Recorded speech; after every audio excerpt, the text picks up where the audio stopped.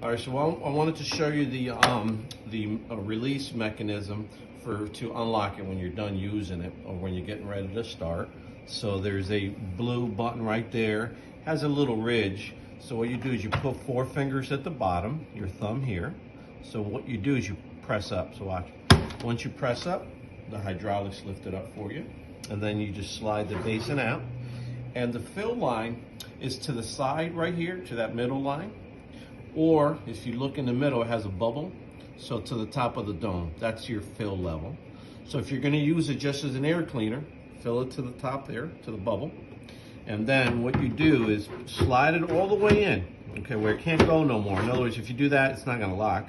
So you gotta push it all the way to the back. There, it's all the way to the back. And I tell people with 2 hands, see where my hands are?